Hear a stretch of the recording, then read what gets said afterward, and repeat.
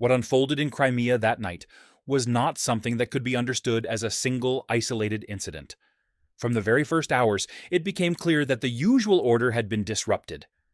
Air planning was the first to falter. Shortly after, the transit system forming the backbone of the peninsula came to a halt. Before long, the same symptom appeared in different locations. Processes stalled. The mechanism slowed down. This could not be explained by a technical issue at a single point.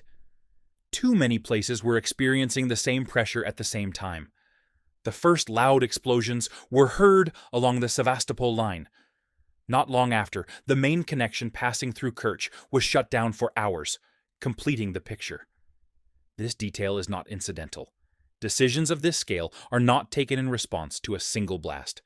Such closures occur when the situation on the ground is judged to be unpredictable. As the night progressed, events did not unfold as independent developments. On the contrary, each step appeared as part of a sequence in which one move completed the previous one. Along the coastline, around air bases, and at critical infrastructure points, sounds followed one another in succession. This indicates that what was being targeted was not individual locations, but the functioning order itself. The renewed explosions heard around Belbek toward morning made it clear that this was not a one-night episode. What had previously occurred around Kacha and Saki also fit into the same framework. These points may not sit side by side on a map. Functionally, however, they were different supports of the same system, the structural pillars of an air-based arrangement. At this stage, the question is not how much was hit. The real question is this: why were these points pressured within the same time window? In such a scenario, the most likely aim is not to break through defenses directly, but to fragment the defender's focus. Air defense systems are effective when locked onto a single threat. When the threat spreads, reaction time slips. A delayed reaction narrows the operational space. Decisions, such as cutting internet access, also fit into this framework. Such measures are taken when the sense of control weakens. As clarity on the ground diminishes, restrictions at the center increase. This shows that the pressure being applied was not only physical, but administrative as well. The lack of clear information from officials regarding damage is, in itself, meaningful. Uncertainty indicates that the effect on the ground has not yet been fully measured.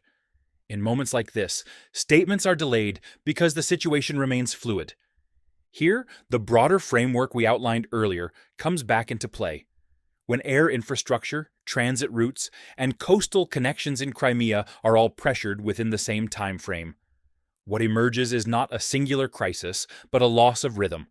When rhythm is disrupted, aircraft remain on the ground longer. Transits are conducted more cautiously. Decisions take longer. And even if this lasts briefly, the system's habits begin to change. For this reason, interpreting what happened as merely one night would be incomplete. What was being tested was how many points the Crimean structure could manage simultaneously. If this pressure model is repeated, the issue ceases to be about the strength of defenses. It becomes a question of whether everything can be reached at once. And in warfare, breaking points often emerge precisely here. The slowdown observed in the previous section was not coincidental. What happened that night was not a one-off disruption, but the point where long-applied, incremental pressure converged. The moves that disrupted Crimea's rhythm were part of a deliberate process, not a fragmented one. What clarified this picture was the verified footage released shortly afterward. A compilation published by Ukrainian Defense Intelligence clearly reveals the logic behind the operations conducted across Crimea. These images are not claims. They are verified segments of operations that took place on the ground over different periods. The first layer that stands out in the footage is the pressure applied to air defense. Radars, detection systems, and their associated components were targeted. These points were not chosen at random. Radar is the eye of a region. When the eye fails, defense is delayed. And when defense is delayed, everything else becomes more fragile. Following this layer, images related to air assets appear: runway surroundings, deployment zones, aircraft. The issue here is not individual platforms. Straining the infrastructure means air-based plans originating from Crimea lose tempo. When air operations slow, other elements on the ground are forced into the same rhythm. Another dimension of the compilation is the maritime line. The footage clearly shows Crimean-based naval assets under pressure. This constricts the operational space in the Black Sea. When the maritime side is pressured, the flexibility of shore-supported lines decreases. This is not about a few vessels, it is about access space. Alongside this, there is another layer frequently visible in the video but rarely discussed: support and logistics infrastructure, fuel, maintenance, supply, and connection points. These do not make headlines when hit. Yet this is exactly where a system's endurance is shortened. Movement requires not just assets, but continuity. This is why the night described in the first section must now be read differently. The slowdown of air infrastructure, the halting of transit lines, and the cautious behavior on the ground were not isolated events. They were moments where long-applied pressure intersected. This tells us the following: in Crimea, the issue is not what was hit. The issue is which layers can no longer function simultaneously. If this verified sequence of operations continues with the same logic, what changes on the peninsula will not be a few points. Decision-making time will lengthen. Maneuver space will shrink. And most importantly, the system's accustomed speed will not return. In the first section, we saw the loss of speed. In the second, we examined how that loss was produced. Now the real question is this: is this loss of tempo becoming permanent, or will the system rebuild itself? Let us recall the period when air infrastructure in Crimea slowed. Runways were inactive, aircraft waited parked, and defense was focused primarily on threats coming from outside. In this gap, the central question emerged: how did an unmanned aerial vehicle reach such depth? The released footage shows only the final moment: a camera gliding over an aircraft, followed by impact. But the real story begins long before that frame. Such an operation is not an impulsive decision. The issue here is not distance, but silence. The most plausible scenario for such attacks is that drones move for extended periods within layers the radar considers insignificant. Not high altitude, but low. Not fast, but patient. The aim is not to break through defense, but to avoid triggering its attention. Radar often misses not what it cannot see, but what it does not prioritize. Timing is equally decisive. Pressure applied when aircraft are parked targets a moment weaker than hangar protection. This is a game played not with pilots, but with schedules. Moments of minimal activity are chosen. An aircraft on the ground is more vulnerable than one in the air. Here, operational patience comes into play. The drones were likely not deployed in a single wave, but in segments, probing the area. Defense reactions were measured, gaps identified, attempts repeated. Such operations do not emerge overnight. The final night is merely the result. This is why the released compilation matters. The aircraft shown are not a standalone success story. The real impact lies in where and under what conditions they were hit. 5 different airfields, similar methods, similar outcomes. This is not coincidence. It is a repeatable model. The types of platforms targeted support this conclusion: fixed-wing aircraft, helicopters, transport assets. These are not tools that create immediate battlefield shifts. They ensure continuity. Individual losses do not stop a war. But when they accumulate, air planning slows. Here, the Crimea connection resurfaces. When air infrastructure on the peninsula is under pressure, the system becomes more cautious. That caution means aircraft remain on the ground longer. Aircraft on the ground are more visible targets. One pressure creates the conditions for another. For this reason, the footage should not be read merely as destroyed aircraft. These are components of a broader unmanned aerial approach. The concurrent pressure on radars, air defense layers, and support infrastructure is not accidental. When the eye weakens, the hand reacts late. The reported figures may be disputed.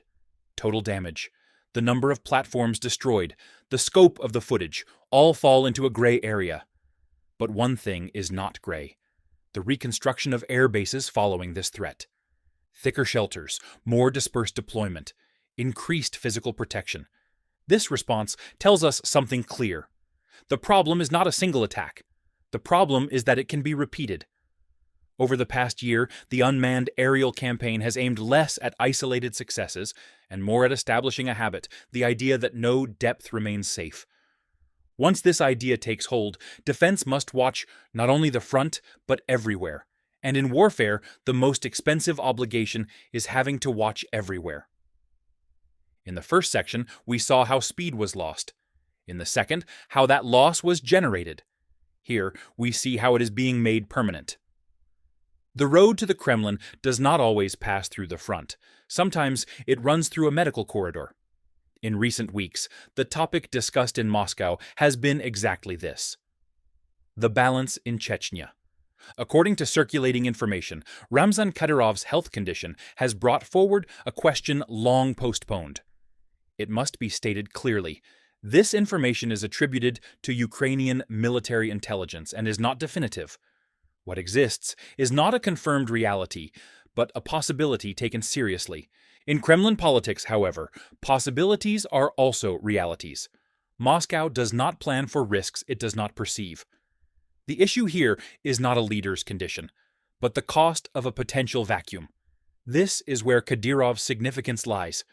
He is not merely a governing figure in Chechnya. He represents a structure that maintains order on behalf of the Kremlin, suppresses dissent, and enables manpower flow to the front when needed. If this structure weakens, there is no immediate explosion. Instead, the system becomes more cautious. This is precisely why successor names are being discussed. When multiple scenarios are on the table, it means the Kremlin is investing not in one individual, but in continuity. The diversity of names clarifies the picture. Administrative figures, those tied to the front, family members. This tells us something important. For Moscow, ideological alignment is secondary. The primary concern is keeping Chechnya manageable. This brings us back to the front line. Chechen units are not numerically decisive, but their political and psychological weight is significant. That weight rests largely on Kadyrov's personal authority. As that authority weakens, behavior on the ground shifts. A more controlled, less visible, more cautious posture emerges. Another critical dimension is the Kremlin's divided attention. Every moment spent managing internal balance in Chechnya fragments Moscow's priorities. This does not cause immediate fractures at the front, but it produces a shift in focus. In large conflicts, such small shifts accumulate into serious outcomes. Therefore, the real question is not, will Kadyrov remain in office? The real question is this: has the Kremlin begun planning for a post-Kadyrov period? The discussion of successor scenarios suggests that this possibility is now on the table. Some of the information may be propaganda, certain details may be exaggerated or incomplete, but the Kremlin's reaction matters. Moscow does not prepare for areas where it sees no risk. In the broader picture, this process does not create an immediate break on the front line. But every moment Russia is preoccupied with internal balances, its external maneuvering space narrows. Wars are fought not only on the front, but with attention at the center. And right now, for the first time this clearly, the Kremlin's attention has shifted toward what comes after Chechnya. We do not know where this process will lead. But one thing is clear: many changes visible at the front begin internally.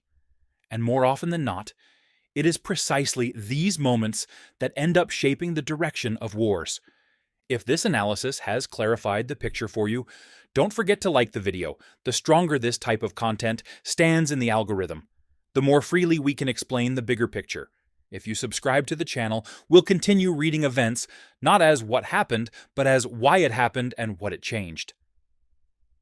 I'm curious about your take in the comments. Do you see this pressure and internal balance strain as temporary, or as the beginning of a permanent shift in Russia's habits? Which way does your reading lean? Let's discuss in the comments.